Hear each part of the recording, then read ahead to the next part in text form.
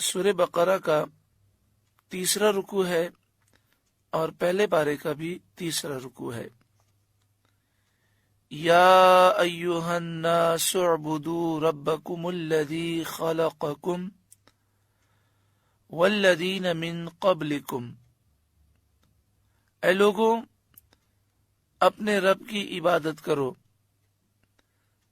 جس نے تمہیں اور تم سے پہلے لوگوں کو پیدا کیا، لعلکم تتقون، یہ امید کرتے ہوئے کہ تمہیں پرہیزگاری ملے۔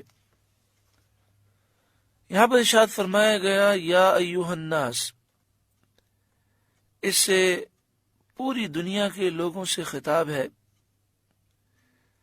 سب کو عبادت کا حکم دیا گیا۔ گزشتہ آیات میں مومنین کا ذکر تھا، منافقین کا ذکر تھا اور کفار کا ذکر تھا۔ اب ہر گروہ کو اللہ کی عبادت کا حکم دیا گیا۔ اعبدو، تم سب عبادت کرو، ربکم، اپنے رب کی، الذی، جس نے خلقکم، پیدا کیا تمہیں، والذین، اور ان لوگوں کو پیدا کیا، من قبلکم، جو تم سے پہلے تھے، لعلکم تتقون، تاکہ تمہیں پرہیزگاری ملے، تاکہ تم متقی پرہیزگار بن جاؤ۔ اس آیت کریمہ میں عبادت کا حکم دیا گیا اور پھر یہ بتایا گیا کہ تمہیں اللہ ہی کی عبادت کرنی چاہیے کہ اس نے تمہیں عدم سے وجود دیا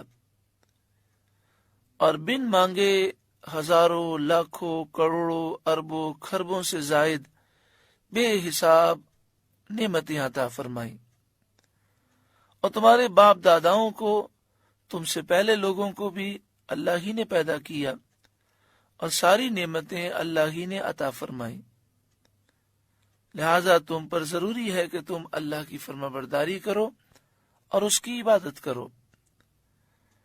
لعلکم تتقون میں اشارہ اس طرف ہے کہ تم عبادت کرو گے تو تمہارا اپنا بھلا ہے۔ رب العالمین کسی کا بھی محتاج نہیں ہے، وہ بے نیاز ہے، وہ کسی کی بھی حاجت نہیں رکھتا، سب اس کے بندے ہیں، اس کے محتاج ہیں، جو کچھ ہوتا ہے اس کے اذن سے ہوتا ہے۔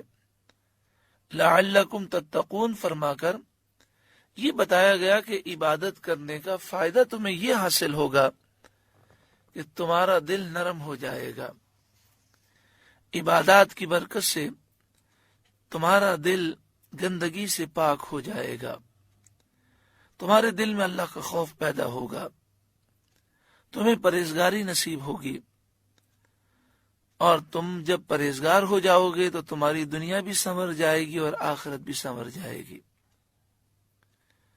اب آگے اللہ تعالی کی نعمتوں کا ذکر ہے، جو نعمتیں اللہ تعالی نے عمومی عطا فرمائیں۔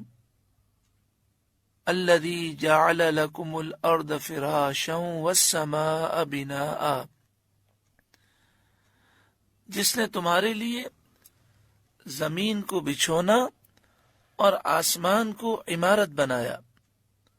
الذی، اس رب کی عبادت کرو جس نے جعل، بنایا، لکم، تمہارے لیے، الارض، زمین کو، فراشن، بچھونا بنایا، والسماء، اور آسمان کو بنایا، بناء، چھت بنایا، عمارت بنایا۔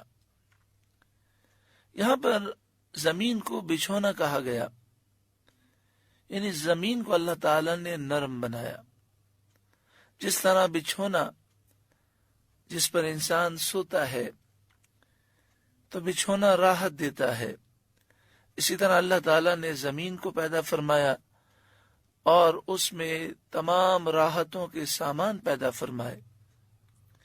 جو انسانی ضروریات تھیں اللہ تعالیٰ نے اس زمین میں پیدا فرمائی، اور آسمان کو اللہ تعالیٰ نے ایسی عمارت بنایا، ایسی چھت بنایا کہ جس میں کوئی پلر نہیں رکھے۔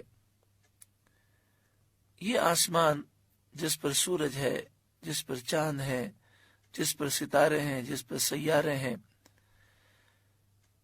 یہ بھی ہمارے لیے ہے، اور اس کے فوائد انسان اٹھاتے ہیں۔